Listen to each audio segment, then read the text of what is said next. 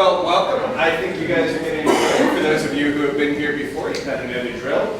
We have two startups from the community that come up here. They present for 6 minutes what they're building.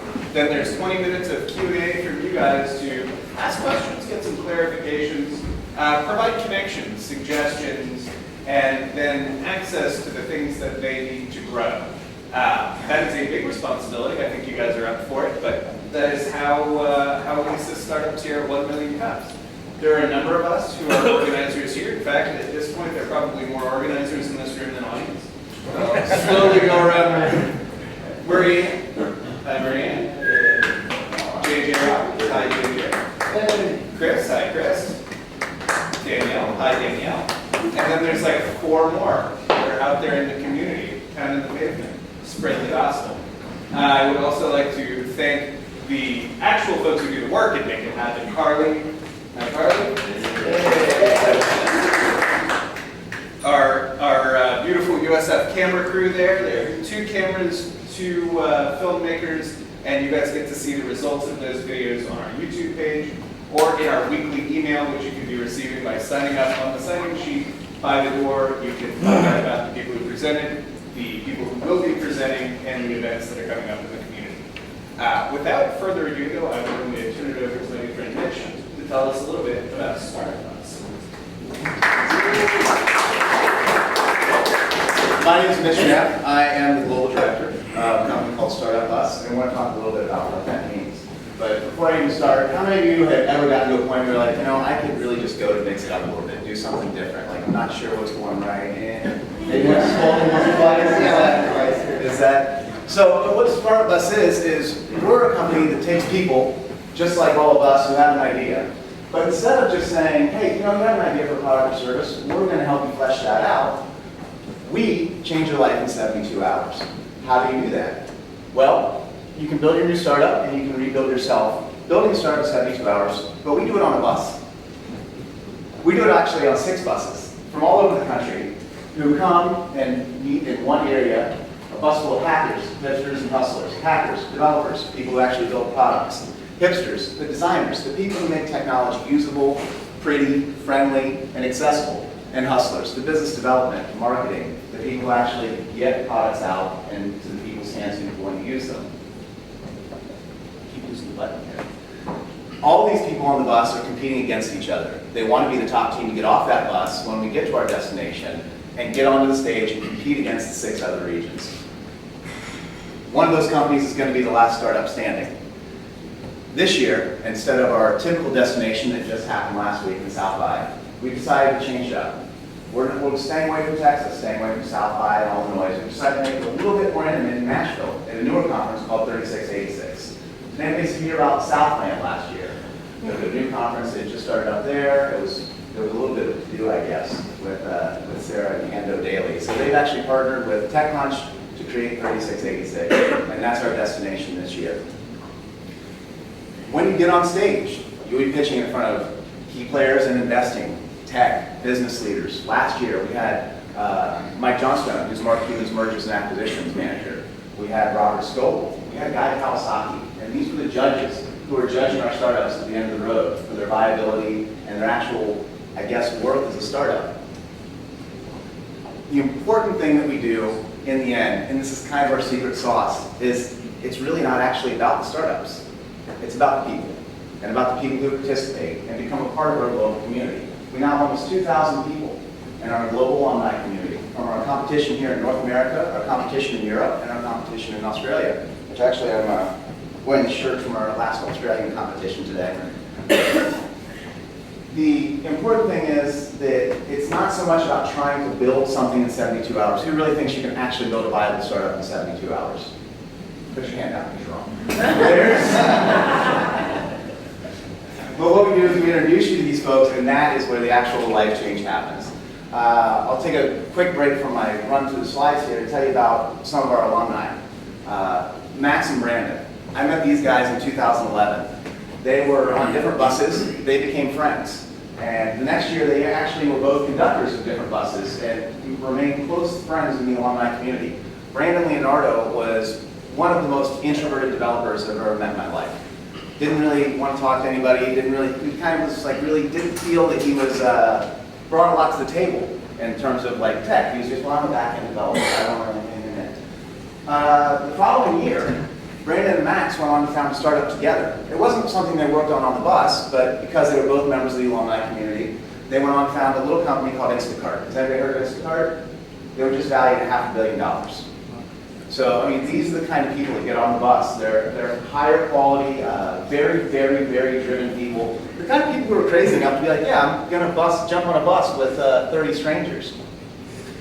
But how you can get involved is you can apply now. You can go to NorthAmerica.startupbus.com.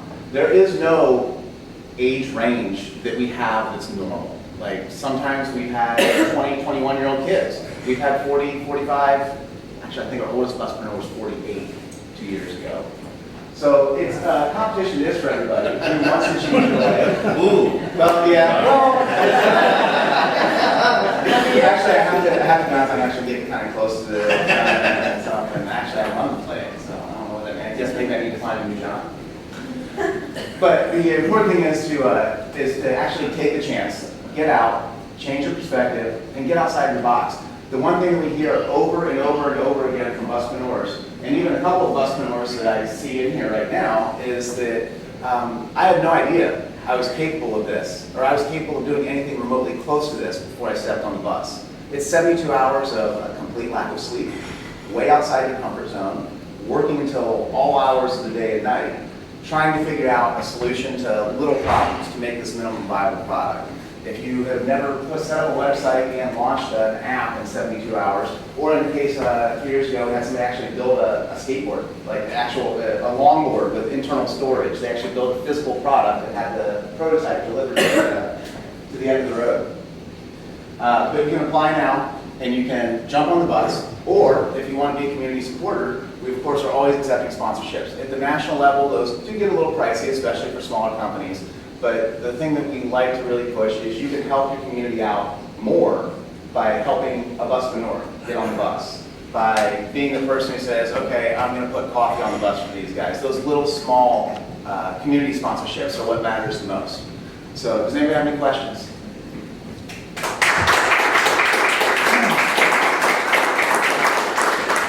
What's the time frame for the Nashville event?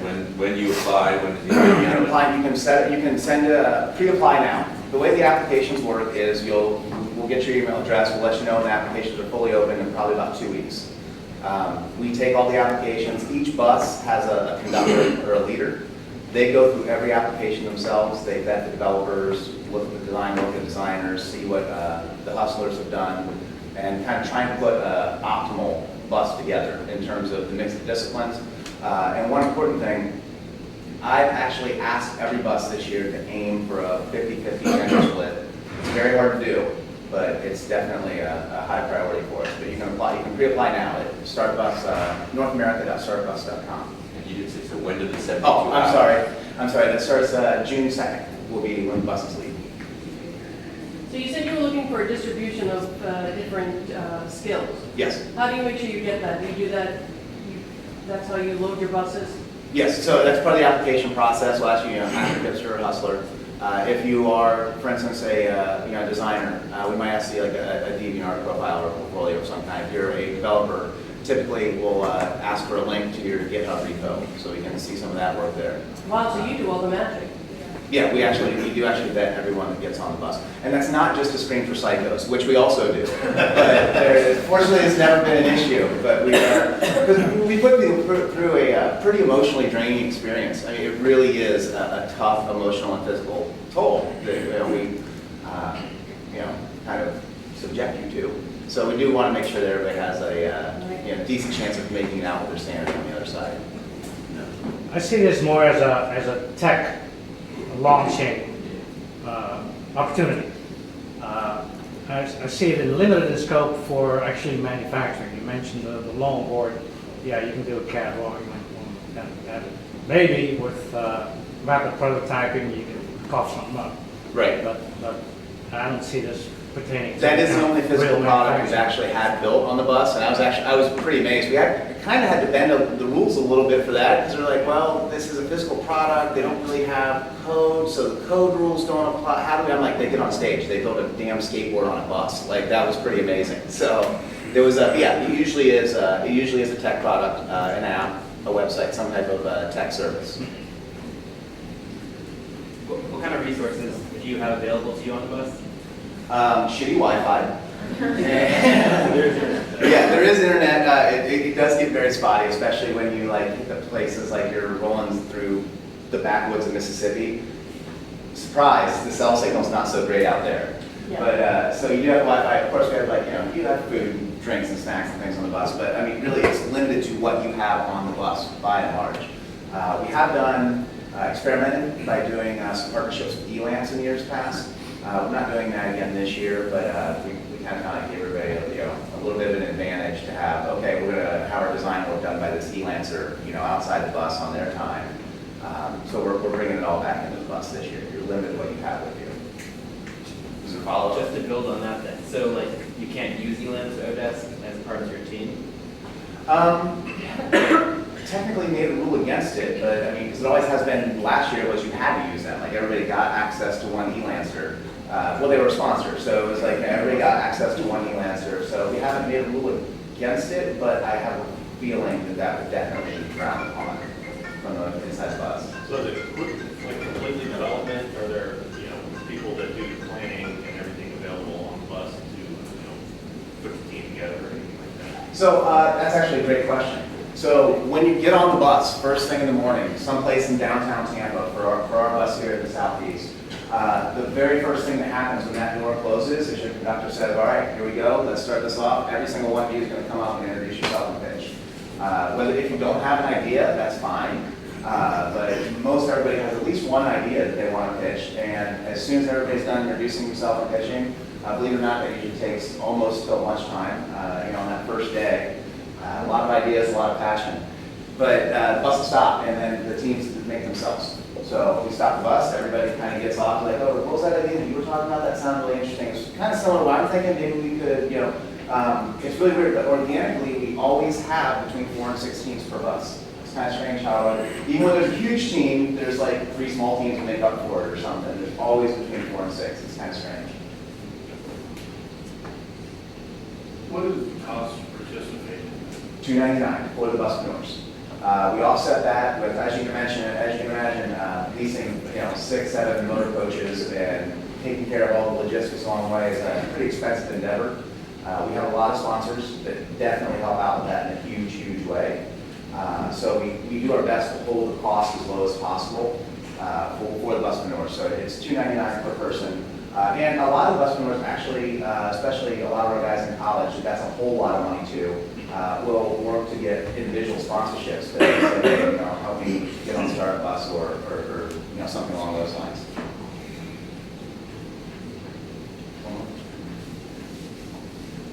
Okay, is this a... I know this question already. Oh, we have time. No, you got a lot. Is this a non-profit or for-profit entity, and do you have one bus, or what's your plan? Like, are you having many buses right now? Yeah, so Startup Bus is a for-profit company. So we're not a nonprofit, although if you were to look through the books and the reports that I have to go through every month, you would kind of question whether we're a for-profit company. It's called a no-profit.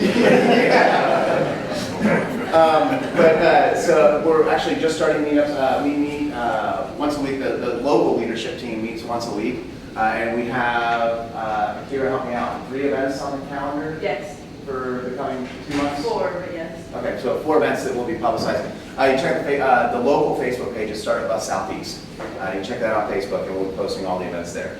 Is this one bus going everywhere, or do you have... No, one bus from Florida, bus from New York, bus from San Francisco, bus from Mexico City, bus from Canada, and one from the Midwest that will all be converging in Nashville.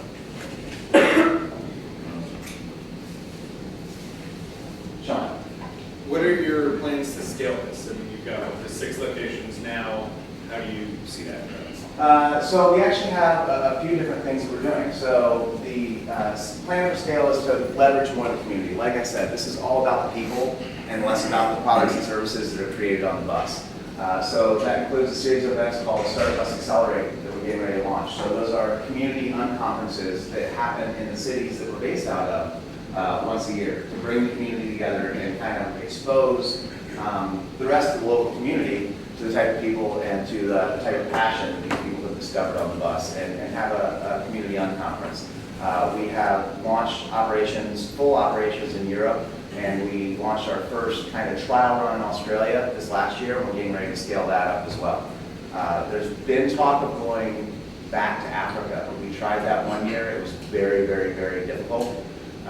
Just actually, honestly, mainly because of borders and the coaches themselves were extremely difficult in Africa. So we're kind of looking at different ways to do that, and hopefully we launch that. And then we also have plans to launch India this year. And I may have missed this, but how do people get back home? that's up to you. It's up to you. We just take you to Nashville. So actually, most people, of course, fly home. One reason we picked Nashville and went away from South by and Texas was the cost to get back home for most people. If you've ever gone to South by, you know it's going to cost you $500 to fly home out of Austin. So an off time in Nashville, which is a logistical hub for the entire country, makes it very cheap and easy to get back home for everybody and the time.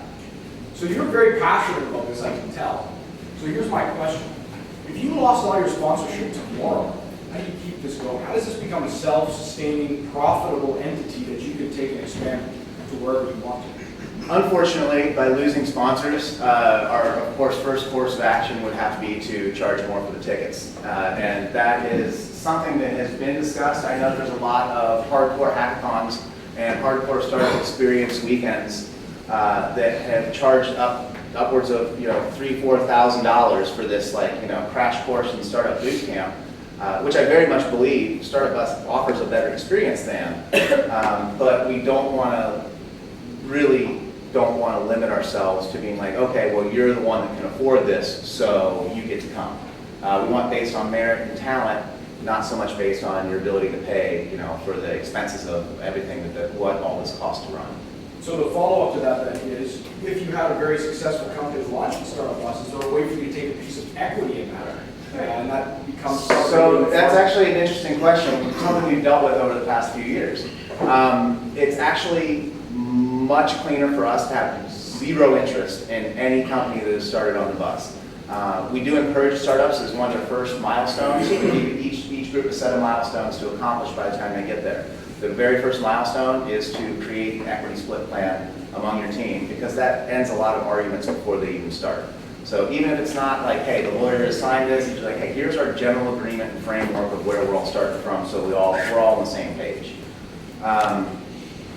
Now, that being said, like with Instacart, $500 million valuation, that's a lot. I mean, that's a lot of money. We could have made some serious point off of that. So we really got to thinking about that this year, and we talked to the guys who run Instacart, like, so what can Startup Bus, what can the community do for you? And they're like, well, we'll pay you X dollars for every hire we make out of the community. How about that? We love these people. We know where we came from. And as a matter of fact, we'll pay that much, and there's only 5 people in this company that haven't been on the bus, and we want to send them next year. So that was, so we do a lot with them. We are actually spinning up a talent agency as well to make this talent available to companies outside the country. Sir. Two-part question. I know you mentioned it's all about the people and not about the companies which are closed in the bus. It's a short time. But do you have any data on how many companies which have started on Startup Bus are viable and actually in existence? I don't have hard data. I can tell you that the estimate is someplace around 15%. I mean, several people do actually take the idea and run with it and make a solid go of it. We've had some really cool apps come out of it. There's one of my personal faves that actually I have my wife use when she goes for a jog or goes to work out, called Yank. That is a guy Stuart Adams made. You yank your headphones out of your phone and it sends a text alarm to a predefined list of friends to say, hey, there's a problem.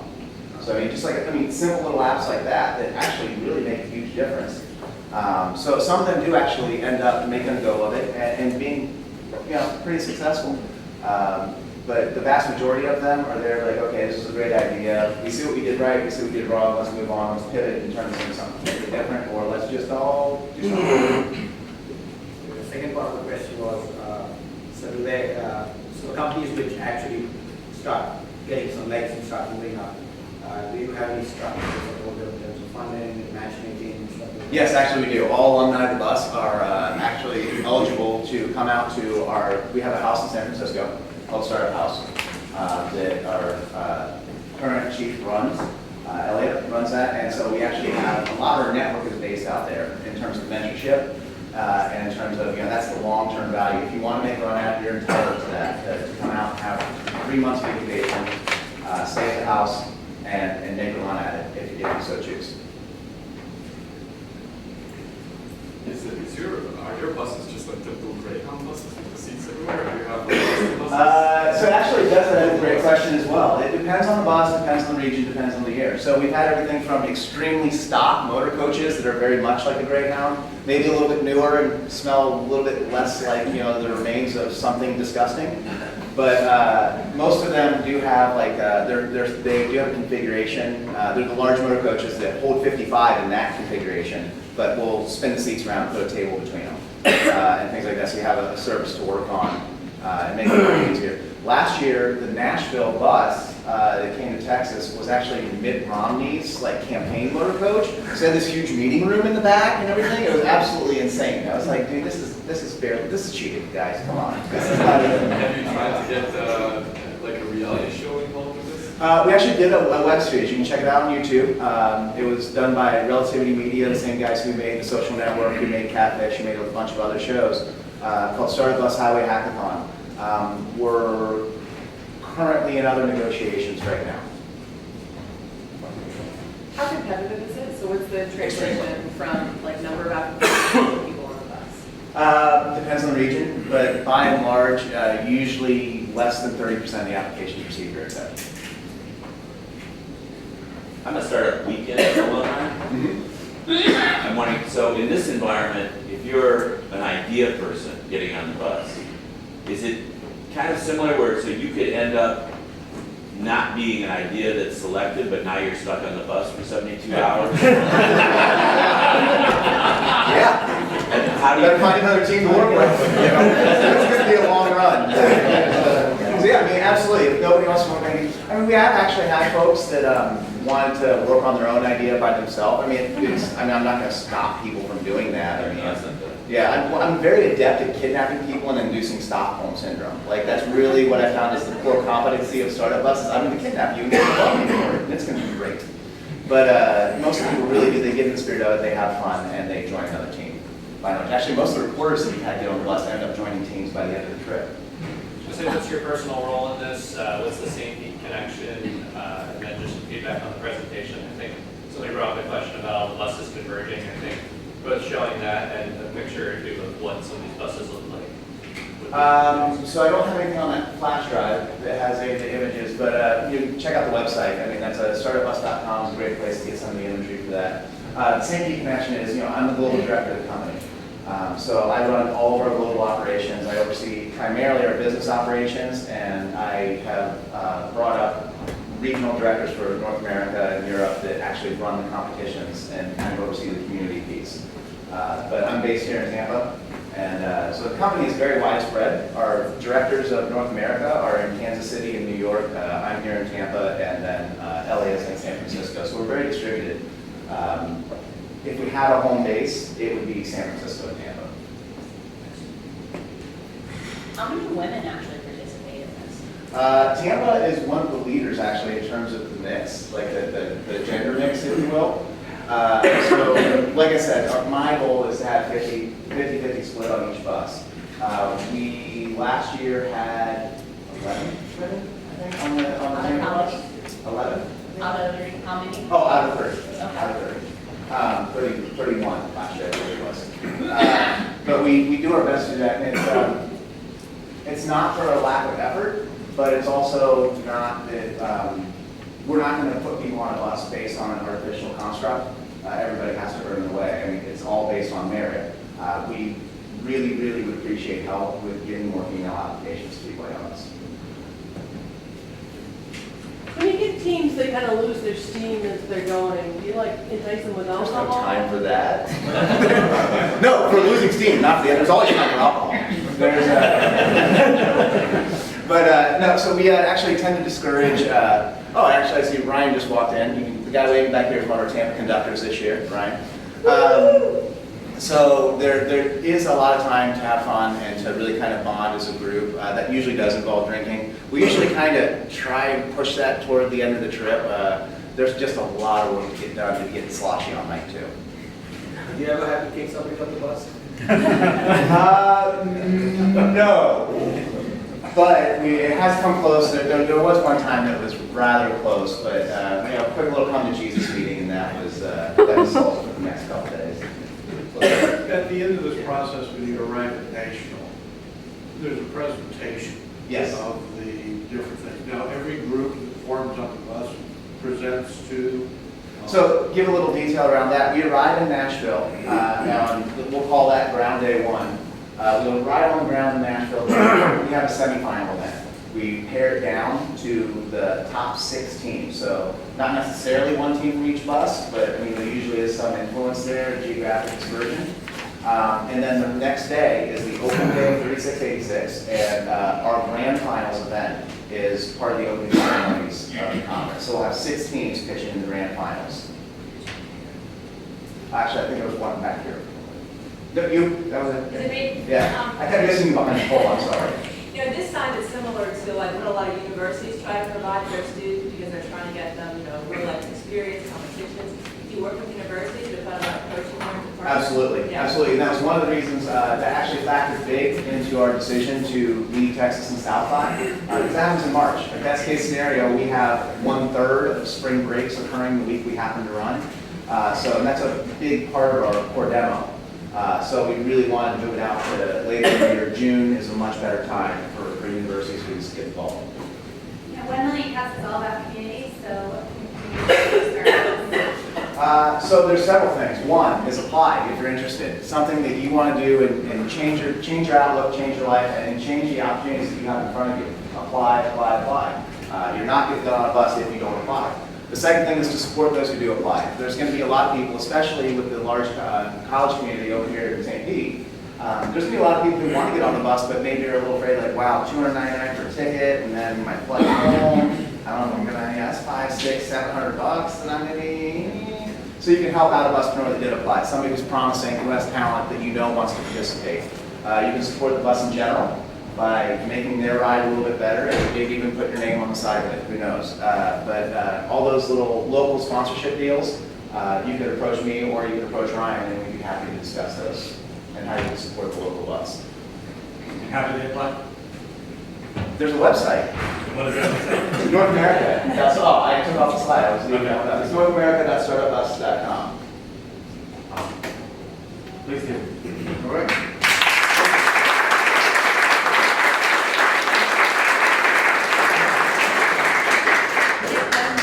So thank you all for coming again. So up here we've got all the fun events that are happening over the next couple weeks. If you want more information on any of them, sign up for our mailing list. We send that out every single week with all the events and direct links to them. Just a couple to talk about. We have Startup Exchange. This is speed dating for entrepreneurs. Free advice, can't beat it at all. They go back and forth between Tampa and St. Pete. So I believe this time it's back over in St. Pete. Here at the greenhouse, you have the State of Florida Microfinance Programs info session. They still do have a couple seats left. So if you want any ticket information, see Carly or Sean. And then you have also Gulf Coast MakerCon, you have the Big Pitch, and also Drinking Connect in Tampa, which is a local tap takeover to benefit TPD. So hope to see you all there. And up next, we have Chris with Tropily. Sorry. Please wait for me warm up.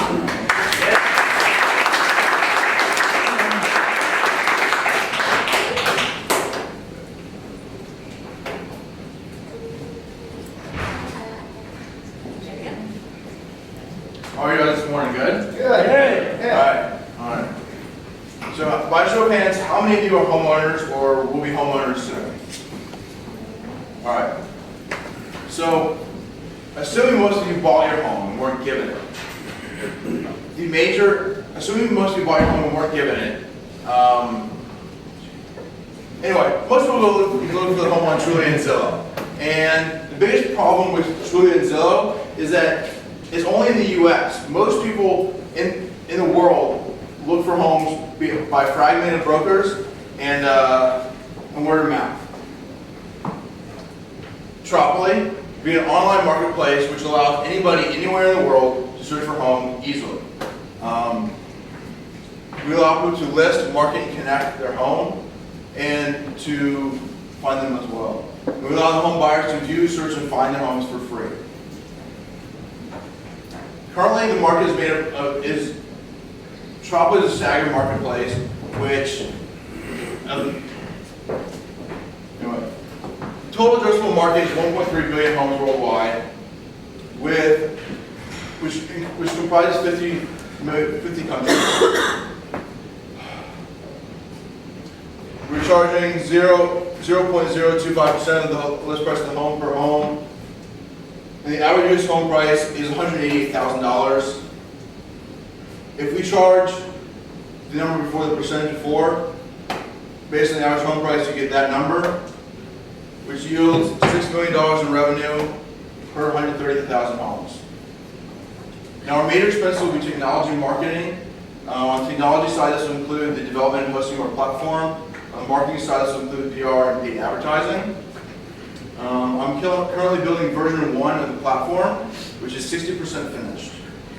Now, version 1 will serve as the MVP through our initial beta launch and throughout the initial tests and seller feedback.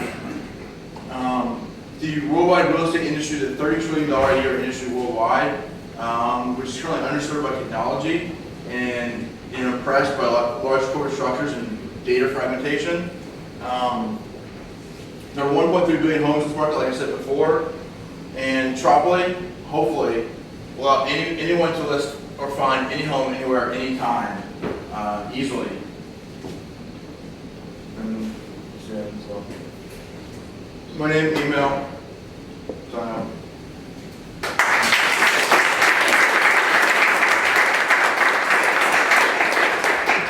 So where is your target market geographically? Is it So geographically, the way that the system is built is that you can if you're a homeowner, you have a home, or you're a broker or a sales agent, you can list your home anywhere in the world. So initially, we're going to be targeting the Caribbean because there's less competition down there and it's geographically pretty close. Currently, Zillow and Tropily have pretty much dominated, as well as Redfin, really dominate the U.S. market. And I'd be crushed if I tried to start there. Currently, we have a relationship with a couple of brokerage firms down in the Bahamas, as well as in the Caribbean, some large brokerage firms, to provide the initial inventory, seller feedback, and kind of launch the platform.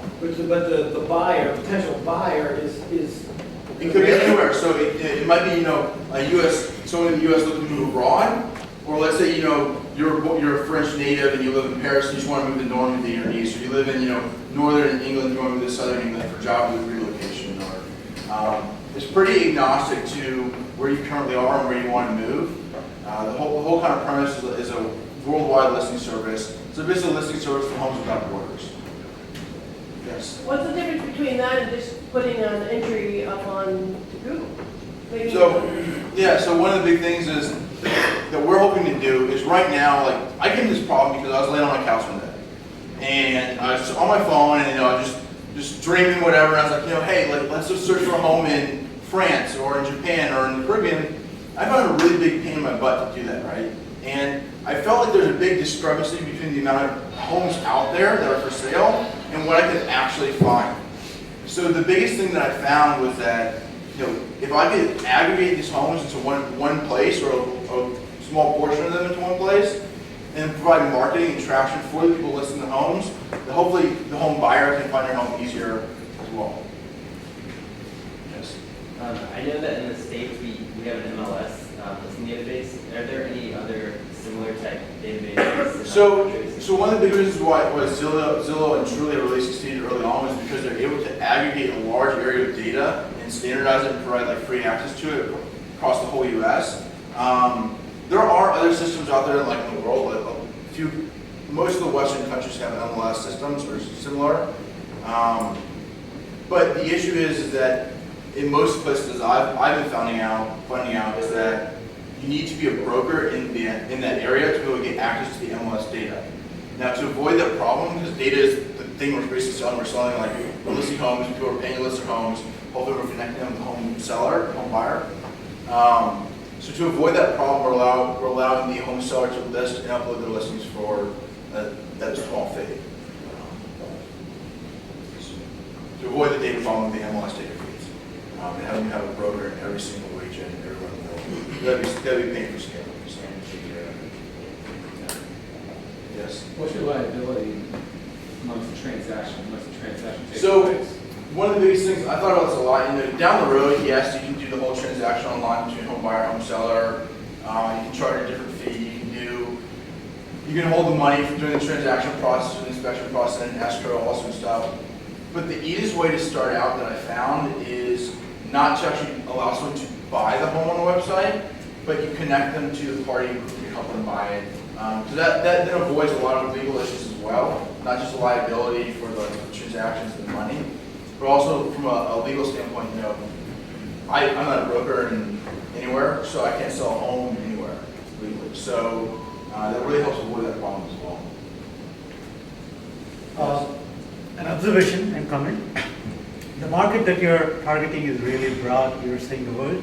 So I think one of the better approaches would be to find a niche, because if you're competing against big players like Tropily or Zillow, I mean, these guys can spend millions of dollars doing all the programming work, back-end stuff, and it's complicated. I don't know your background, but I'm just saying, if you can target something niche, there's more opportunity for you to grow.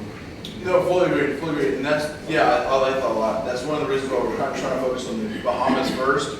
Kind of get some traction, get some feedback, get some growth, and then kind of start expanding around kind of strategically everywhere but the U.S. initially. Is there any specific niche in there? You're talking about the area. What kind of, it could be property types or something where you can go across the residential property, really any price range, because it's the fee that the home lister will pay is based on the list price of the home. So really, the more the merrier, because the more homes that are listed on there, the more inventory we have to sell, the more homeowners can do and search around and find a new place. Yes. How do you handle language translation? You talked about, a Japanese person will perhaps wanting to purchase a house in California, or an American wanting to purchase a house in So that's one of the big things I'm currently working on and haven't yet solved. I do know with WordPress, I'm building the platform in Rails right now, but I know in WordPress there are a good number of plugins which allow you to, it will actually rewrite the site into languages depending on where you're from originally and what language you speak. I'm using Rails, which has a lot of packages you can throw in there, and I'm sure there is a way that I can figure out how to translate this. If not, there are ways I can pay someone to translate the page on the website. Pretty nominal fee. Yes. So you're saying that you're going to make an average on $45 per sale? $47.22. Okay, that seems low for, you have to push a lot of houses right? Yeah, it's a volume play. The reason why we do that, that's somewhat initially, but at scale, it makes a lot of money.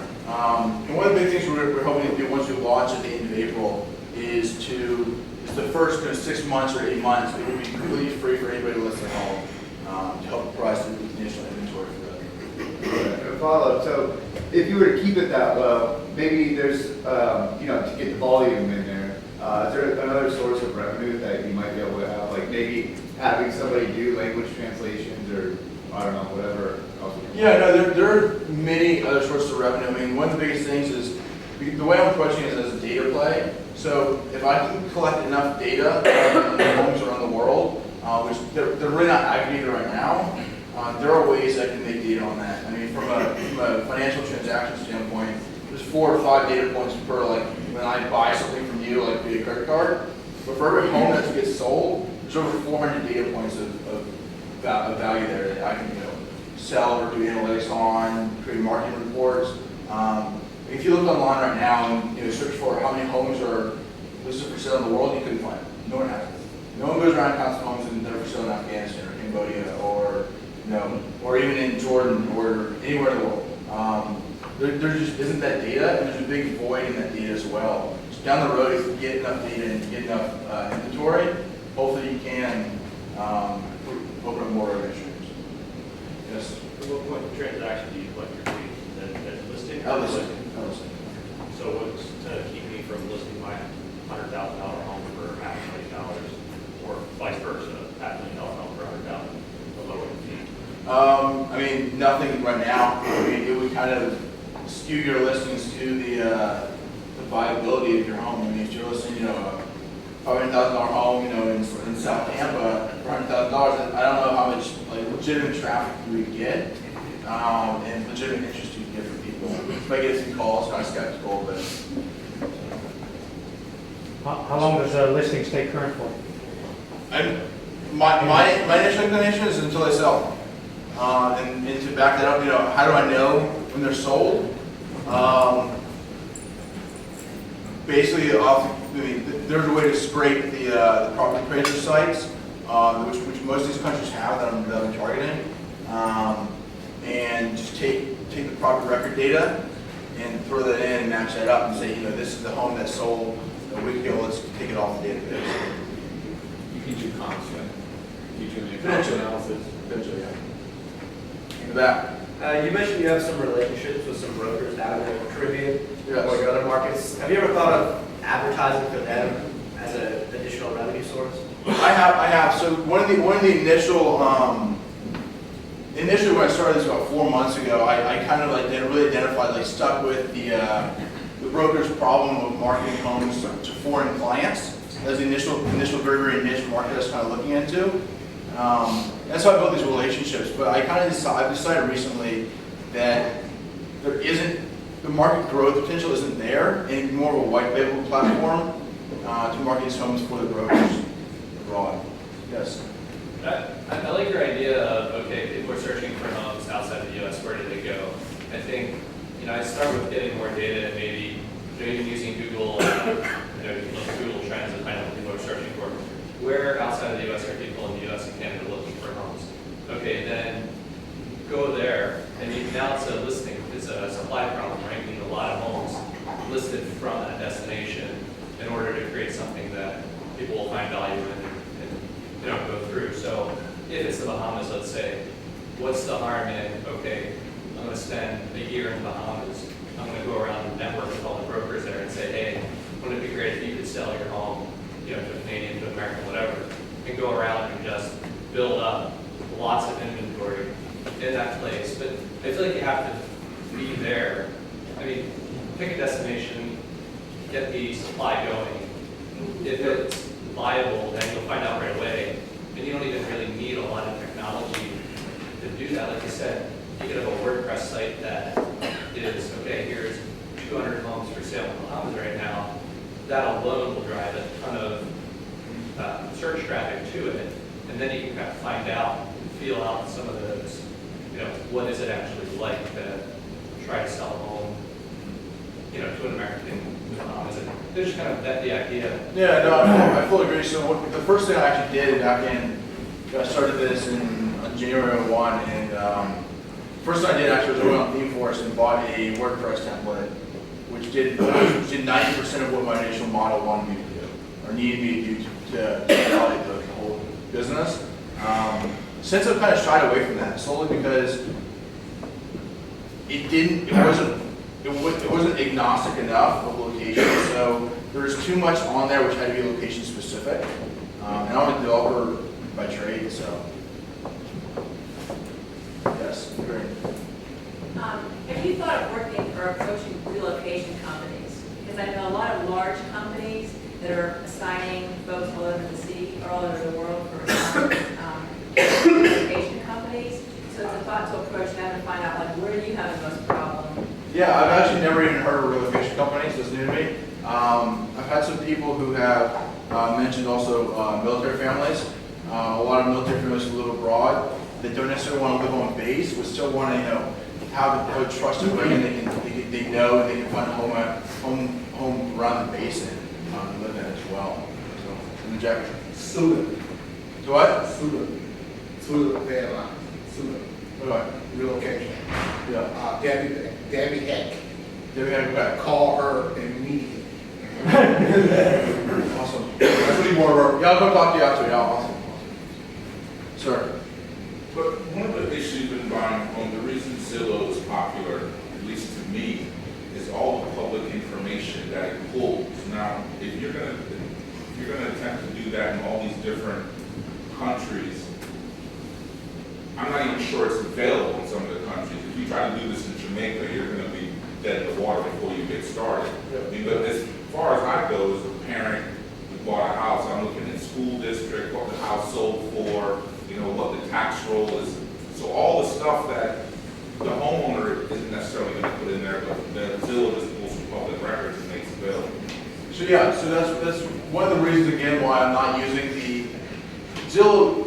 Like I said earlier, they grew very rapidly. And they grew because they can automate the data collection process and shove it into their database. One of the reasons why I'm going with the model I'm doing, which is having the homeowners or the brokers list their properties, because then that gives me the data, and I can avoid, like Jamaica, for example, is a great example because they actually don't have an MLS. Bahamas got their MLS a year and a half ago. In the U.S., we've had MLS for, I think, 10 or 12 years now, most states and most regions. So there is a large issue with collecting the data abroad, and I hope that this model kind of solves that issue. That's also why a lot of people don't have this data abroad. Another kind of thing I've been thinking about is partnering with some of the larger international brokerage firms, Coldwell Banker, Realogy, the parent company for Coldwell Banker as well, and Tropily. Yes, sir. Well, philosophically, in other countries, at least when I've been in other countries and different places, they have completely different perspectives of houses. So in Atlanta, maybe an acre, 3,000 square foot house is different than a fourth of an acre and a 2,000 square foot house here.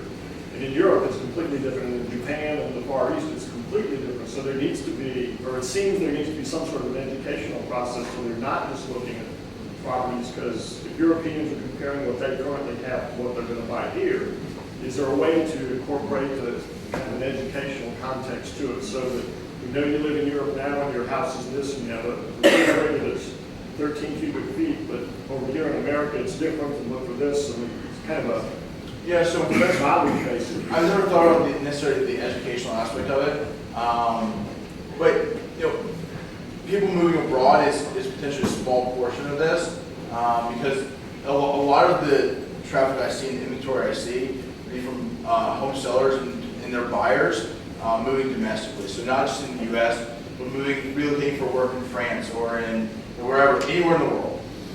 So not all of the traffic will be from international. It's a very good point. I'm looking at that. Yes, sir. So two things. Number one of the features that I love on, I guess it's Zillow or whatever, is the map feature. Yep. You mentioned people who are, maybe in the military or foreign, whatever, they might want to be, within a couple of miles of the base that they work at or whatever.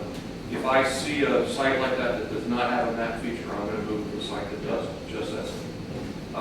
Secondly, your comment or thought about keeping the listings up to date. I don't know how you could address that a little better. I know from my experience, I sell boats for a living.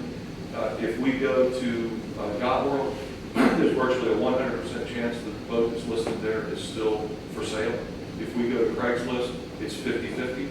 It's a lot of wasted phone calls and trying to catch up with a guy who actually says it's not for sale. It's not. So it's a very important feature because I have people all the time tell me, I just quit looking on Craigslist because it's just not worth the effort. And that's one of the biggest things is, we don't want to have bad data or what I like to call dud data in there.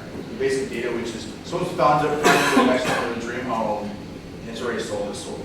That's the biggest. Kill the listing once a month or something, and then have them send them an email. So they need to go back and actively reinvigorate the listing or anything like that. Yeah. So most countries and most places in the world, either the homeowner pays the tax, as well as there's a property appraiser, someone who values the home for taxation purposes, who keeps a record. So there's two sets of records in most Western countries of these homes and the recent sale price.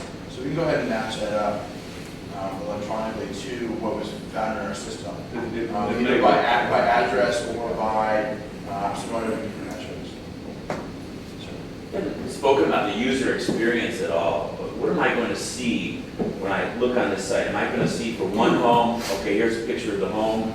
For the next one, am I going to see every room, every view, the backyard? What's the experience? What's the consistency? So that's one of the big things that Airbnb did succeed very well, and succeed a lot was when they first launched out in, I think it was South by '09, they went to Y Combinator and they found out that their images, their photos were awful.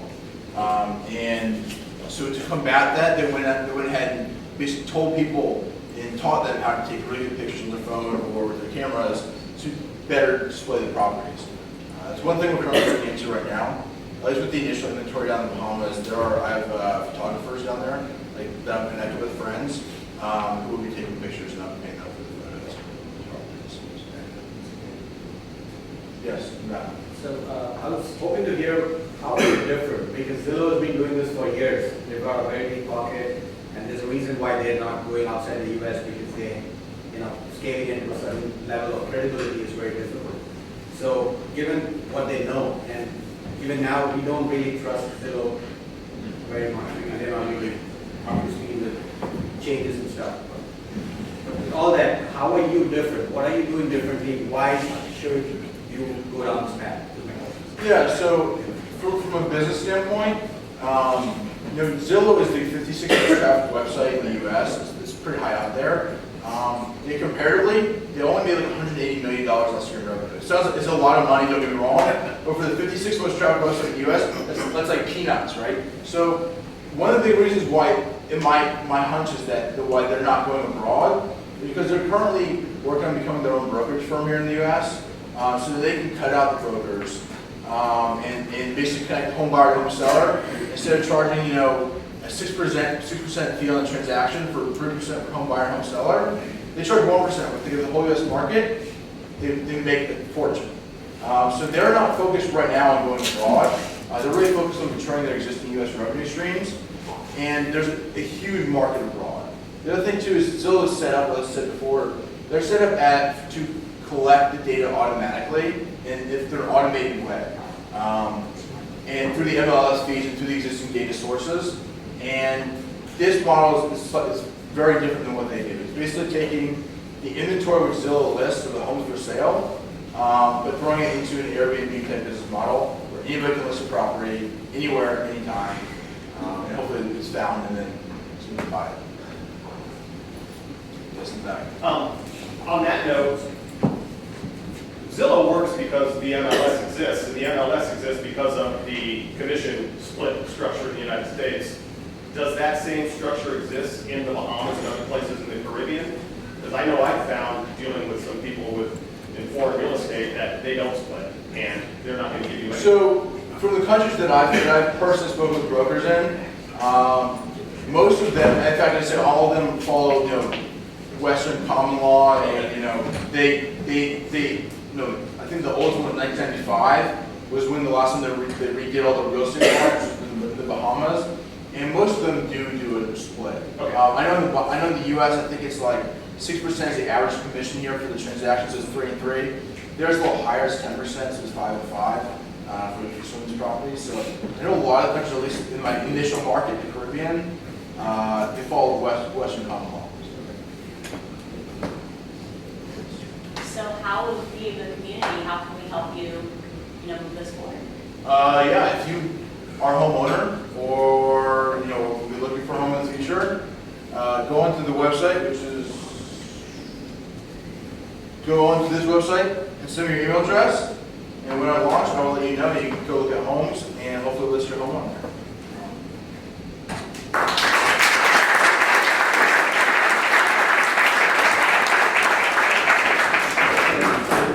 Okay, well, you guys never see me up here because they don't want to talk. You never know what's going to come out of my mouth. But I want to thank you guys for coming to 1 million cups. Make sure you sign up on the email form.